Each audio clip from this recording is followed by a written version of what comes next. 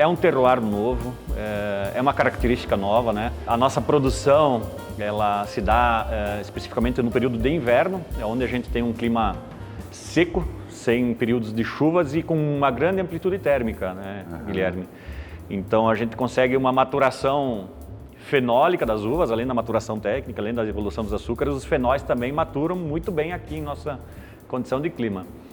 E isso tem nos proporcionado uns vinhos com uma qualidade muito interessante e com características únicas, né? Por exemplo, se você provar um Cabernet Sauvignon nosso, se você provar um Cabernet Sauvignon de uma outra região produtora do Brasil, não vai ser nem melhor nem pior, digamos, mas ele vai ter uma característica única, específica do terroir da Chapada Diamantina.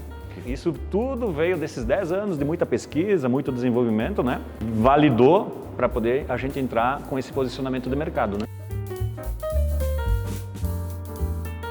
Meu nome é Marcelo Petroli, eu sou o enólogo responsável pelos vinhedos e vinhos da Vinícola Uva. Bom, a Vinícola Uva é um projeto novo, né, da família Borré. A família Borré está aqui na região da Chapada Diamantina desde a década de 80, né, trabalhando na parte de agricultura, né. O principal cultivo da fazenda da família é batata, né? Na sequência temos no portfólio café, né? Café gourmet para exportação. E na busca de diversificação, né, de produtos, se pesquisou muito e se chegou na questão de produção de vinhos, né? Pensando nesse projeto, teve muito estudo, muita pesquisa envolvida, né, para ver a viabilidade, né? E com todas essas informações levantadas, né, se chegou ao ponto que seria uma cultura totalmente viável para a região, né? E que agrega muito ao envolto da região para o desenvolvimento sustentável também. Então isso foi determinante para se dar início a esse projeto da Vinícola Uva. É um projeto que existe há 10 anos já que está sendo trabalhado, né? Olha, muita questão de clima e solo, sim. A gente buscou muita informação que já existia, né? De perfis de solo, de estudos de clima, né? A gente pegou muito dessa bagagem, desse estudo que já tinha sido feito para essas outras culturas e se aproveitou muito para adaptação para a cultura da uva, das faixas de clima durante o ano, né? Isso foi muito importante, mas aí entrou a questão de desenvolvimento de variedades, de porta-enxertos, de tratos culturais, aí sim muito específico para a uva, né? Num primeiro momento a gente buscou uma arquiteta especializada em vinícolas, né, que nos auxiliou, a Vanja, né? Se fez um projeto inicial e iniciamos pela construção de uma microvinícola, que é onde a gente está hoje, né? Essa microvinícola, ela serviu como base para a gente testar, é um complemento da pesquisa, né? Para testar o resultado das variedades, né? Porque as variedades vão muito bem em campo e a gente precisava testar elas também na parte de vinificação, né? Entendi. Então, isso aqui foi importantíssimo para a gente validar essas variedades, né? Testar equipamentos, testar processos, para daí sim partir a construção em escala comercial que você viu hoje, né, todo esse potencial. Então, iniciou-se há 10 anos com o plantio dos vinhedos, isso foi validado com a microvinícola e depois foi complementado com a construção do prédio como um todo, né? A gente vê isso aqui lindo, maravilhoso, mas tem muito trabalho, muita pesquisa envolvida aqui, tem muita dedicação, muito amor envolvido aqui também. Hoje a gente está com 10 variedades plantadas em nossas áreas, a gente já está com uma área de 64 hectares plantados, tá? Nem todos estão em produção, são em etapas diferentes de plantio, mas uma boa parte já está em produção. Hoje a gente está em torno de 150 a 200 mil garrafas de produção anual. A nossa meta é chegar a 350 mil garrafas por ano. Em torno de 70% dessa produção são de vinhos tintos, 30% entre brancos e uma fatia de espumantes que virão em breve ao mercado também. A gente iniciou as vendas recentemente, a gente está recebendo muito público na parte de enoturismo, né? Que as vendas acontecem aqui e a gente está abrindo o nosso leque de fornecedores, assim, parceiros, né? Lojistas agora. Então a ideia é vender no Brasil como um todo. O que a gente vai buscar com as nossas parcerias de venda são lojas especializadas em vinhos, né? Então isso é um detalhe que a gente vai trabalhar essa linha com lojas especializadas que já têm um know-how com essa venda de vinhos finos, né? É um terroir novo, é uma característica nova, né? Nós produzimos nossas uvas com um sistema de dupla poda, né? Que é muito difundido em Minas, né? São Paulo. A nossa produção, ela se dá especificamente no período de inverno, onde a gente tem um clima seco, sem períodos de chuvas e com uma grande amplitude térmica, né, Guilherme? Então a gente consegue uma maturação fenólica das uvas, além da maturação técnica, além da evolução dos açúcares, os fenóis também maturam muito bem aqui em nossa condição de clima. E isso tem nos proporcionado uns vinhos com uma qualidade muito interessante e com características únicas, né? Por exemplo, se você provar um Cabernet Sauvignon nosso, se você provar um Cabernet Sauvignon de uma outra região produtora do Brasil, não vai ser nem melhor nem pior, digamos, mas ele vai ter uma característica única, específica do terroir da Chapada Diamantina. Que coisa que de fato são vinhos complexos, devido à maturação fenólica, são vinhos elegantes, com taninos maduros e aveludados, né? E com um bom potencial de guarda também. Uma grata surpresa, isso tudo veio desses 10 anos de muita pesquisa, muito desenvolvimento, né? E validou para poder a gente entrar com esse posicionamento de mercado, né? Me falaste que o padrão Grau Brix é de 24, falaste? Em torno de 24, sim, dependendo da variedade, chega até 25, mas a gente tem um controle, né? Porque a gente quer que a maturação fenólica aconteça muito mais que a maturação dos açúcares, né? Porque daí que a gente consegue a complexidade em nossos vinhos, a questão da estrutura, a questão dos taninos maduros, né? Mas a média é 24 com muita facilidade. Olha, essa questão do uso de barricas é bem complexo, abre um leque gigantesco, né? Então a gente volta de novo àquela pesquisa daqueles 10 anos de trabalho, a gente pesquisou fornecedores, pesquisamos perfis distintos de barricas com o potencial de guarda dos nossos vinhos, né? Isso tudo nasce lá do vinhedo, já no período de maturação das uvas a gente já tem um entendimento do potencial dos vinhos que nós teremos, tá? E aí então, por exemplo, nós temos a nossa linha de blends, né? Nós temos 2 blends distintos no nosso portfólio. A gente monta esses blends logo após a vinificação, eles vão blendados para as barricas. E nas barricas a gente mantém perfis distintos, com tostas distintas, e de primeiro, segundo e até o terceiro uso. A gente usa essa mescla exatamente para ter uma integração melhor em nossos vinhos, né?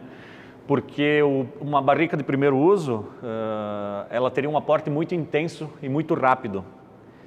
Tecnicamente, eu vejo aqui na Vinícola Uva uma barrica de segundo uso como a melhor barrica, porque ela tem um aporte mais integrado, mais calmo, né? E uma barrica de terceiro uso um pouco mais longo a passagem para ela passar as características. Então, por isso que a gente, além de blendar os nossos vinhos, no caso dos cortes, né? A gente faz essa mescla de barricas para ter essa integração. Ainda falando sobre o uso das barricas, nós temos muito cuidado com o período de estágio dos nossos vinhos em barrica, para que se mantenham integrados e essa madeira também não se sobressaia, para não esconder a característica do nosso terroir, né? Claro. A gente está num terroir sensacional, né? E a gente quer passar essa expressão, né, para o nosso consumidor. Então, o uso de barrica existe sim para agregar, mas não para encobrir. A gente quer que tudo esteja muito integrado e alinhado. Essas mesclas de barrica, elas acontecem só para os blends ou para os monovarietais também? Em alguns dos monovarietais também, a gente mescla. E o Cabernet Sauvignon da linha microlote, então, ele seria o único que mantém uma única linha de barricas. O restante existe uma mescla de barricas. Para os tintos, né? Branco não. Chardonnay tem uma passagem por barrica, Chardonnay é barricado, uma passagem breve, mas também com uma seleção de barricas específicas para brancos da Chardonnay específico da Borgonha. Nós trazemos as barricas. São linhas distintas, né, que nós temos, né? Cada uma tem o seu nome próprio, né, que foi desenvolvido, né, e cada um trazendo uma característica, né.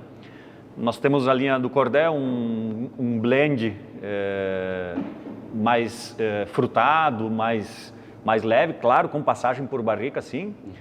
Nós temos o nosso Diamant, que daí é um blend mais complexo, mais encorpado também, com uma passagem um pouco mais longa por barrica, e aí entra nos varietais, né? Mas cada um tem o seu posicionamento, seu nome próprio, digamos. Exato. Uma proposta. Exato, exatamente. Cada um tem sua vida própria, seu nome próprio, digamos, né? E oferecendo suas características, exatamente isso. Certo. Legal, legal. A Chapada Diamantina, como um todo, ela tem os seus encantos e suas belezas naturais, né? A gente pode observar isso da nossa vinícola, né?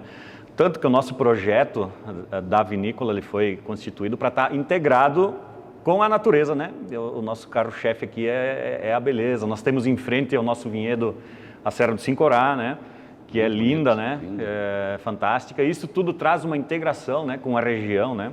Um projeto com sustentabilidade, tem toda essa pegada, né, para estarmos integrados, inseridos com a natureza, né, com a beleza da região. Olha, Guilherme, que nem a gente conversou, né, nós tínhamos muita pesquisa que a gente trouxe da área de batata, né, de solo, de clima. Isso tudo a gente usou, filtramos informações para a escolha das variedades que nós plantaríamos, né. Elegemos 10 variedades francesas para essa primeira etapa, né, de desenvolvimento de campo. Para nossa grata surpresa, praticamente todas tiveram um desenvolvimento de campo muito bom. Algumas penando um pouco mais no desenvolvimento, por exemplo, a Petit Verdot em campo, mas com resultados em vinificações fantásticos, e o que nos leva a conduzi-la até hoje, né? A gente trabalha ele com as duas situações, a gente tem ele varietal e uma parte dele também entra em corte, em blends também, porque ele dá uma característica fantástica aqui com o nosso terroir. Ele exige um pouco mais de cuidados em campo, de desenvolvimento, mas em compensação o resultado das vinificações é fantástico. Mas como um todo, de forma geral, todas indo muito bem.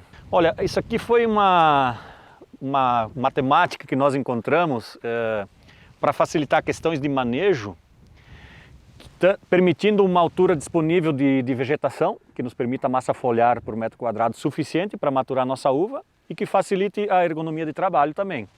E distanciando um pouco da umidade de solo também, que não é tanto problemático, porque nossa maturação ocorre no período de inverno, que é seco. Mas por uma questão de ergonomia também, que nos auxilia, e a vegetação é suficiente para a maturação dessas uvas. Olha, existem sim os controles que têm que ser feitos, né, de doenças, míldio ou ídio, por exemplo, mas com o sistema de dupla poda que a gente implementou no vinhedo, além de direcionar para um período com grande amplitude térmica para maturação, nós conseguimos colocar esse ciclo de produção com uma condição de clima mais favorável para menos incidência de doenças. Então o nosso manejo é muito mais tranquilo quanto à questão de pragas também, doenças, devido a gente produzir no período de inverno, que é um período mais seco. Perfeito. A gente trabalha com 2,50 entre ruas, que é uma largura de ruas que nos permite que a altura total não cause sombreamento uma rua entre a outra. A gente teve esse cuidado também. E que nos permite a massa foliar necessária para maturar a uva. Porque questões de umidade em excesso, no período produtivo nós não temos problema, devido a condições secas, né? Todas as variedades que a gente trouxe, eu comentei, né, todas estão indo muito bem, mas a gente está muito impressionado com os resultados de Cabernet Sauvignon e Cabernet Franc, com o nosso terroir. Exatamente, Cabernet Franc.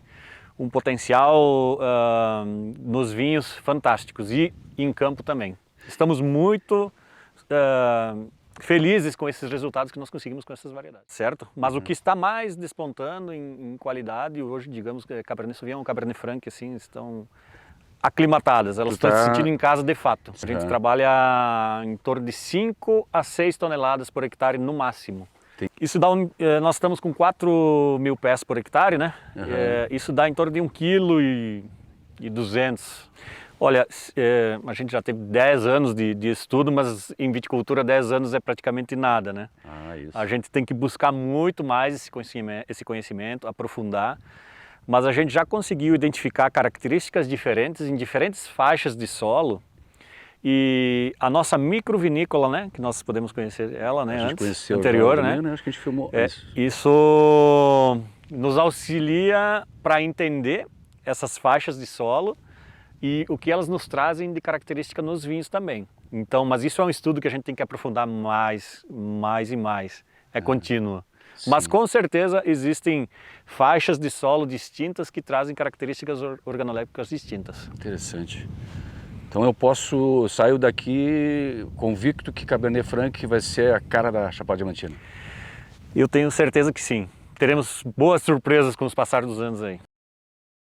Então, em virtude do que falamos, né, com essas características de terroir, com certeza Cabernet Franc e Cabernet Sauvignon serão as nossas variedades principais da Chapada Diamantina.